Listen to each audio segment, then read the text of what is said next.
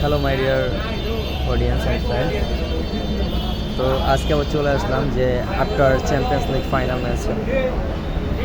তো আগে একটা ভিডিও করেছিলাম যে I am going for PSG. আমি সিলেক্ট করেছিলাম যে পিএসজি যেতে পসিবিলিটি আছে, আমিও পার্সোনালি সাপোর্ট করেছিলাম। তো ম্যাচের পরে খেলার পরে আর ভিডিও মেক করা হয় নাই।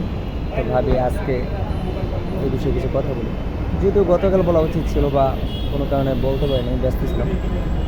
তো কথা হচ্ছে যে যেই খেলার ধরন বা যেই কারণে আমরা পিএসজিকে চয়েস করেছি বা পিএসজি টপ ফেভারিট ছিল, সেই কারণ একদম 100% দৃশ্যমান। তাদের যে young talent, midfield, goalkeeper and attacking অসাধারণ। কিন্তু চ্যাম্পিয়ন্স লিগের ফাইনালে the worst final in champions league history, এইরকম যে বাজে একটা ফাইনাল হবে এটা কেউ কল্পনা করেন। যে আমিও পিএসজিকে সাপোর্ট করেছি, বা যারা আরও বেশি ডাই হার্ট ফ্যান, যে পিএসজির একনিষ্ঠ সাপোর্টার, তারাও এরকম ভাবে না যে এরকম একটা ফাইনাল হতে পারে।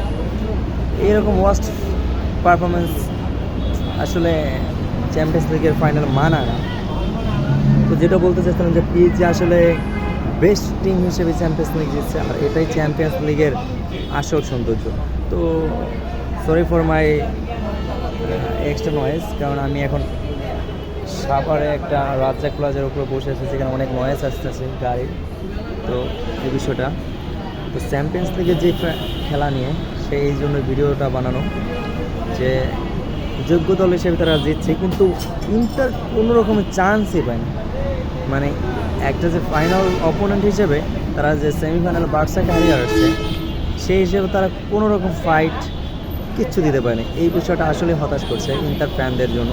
তো বলতে চাই যে একটা ভালো একটা ফাইনাল ছিল, তো বেস্ট টিম হিসেবে জিতছে, এবং চ্যাম্পিয়ন্স লিগের ইতিহাসে যে ফরাসিদের বা প্যারিসিয়ানদের যে ইচ্ছা আকাঙ্ক্ষা, সেটা পূর্ণ হলো। এবং মার্টিনেজ, ব্রাজিলিয়ান হার্ট, তার হাতে বা তার মাধ্যমে তার হাতেই উঠলো প্রথমবারে প্যারিস সেন্ট জার্মেইনের পিএসজি চ্যাম্পিয়ন্স লিগ ট্রফি, যা অসাধারণ।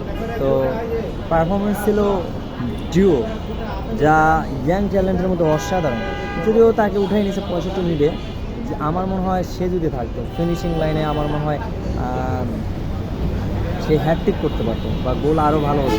উপরে তার পরিবর্তে এক্সচেঞ্জ করে যাকে নামানো হলো বারকোলা সম্ভবত, ও যে একটা গোল মিস করলো বা ইজি ওগুলো হয়তো ফিনিশ করতে পারতো ডিও। তো উঠে নিয়েছে, অসাধারণ খেলছে। তো ইয়াং চ্যাম্পিয়ন্স লিগের প্লেয়ার অবশ্যই সে। তো পরবর্তীতে ব্যালন ডি'র বা চ্যাম্পিয়ন্স লিগের সেরা খেলোয়াড় কীভাবে নির্বাচিত, এই বিষয় নিয়ে ভিডিও করবো। তো এখন তার মধ্যে টাটা।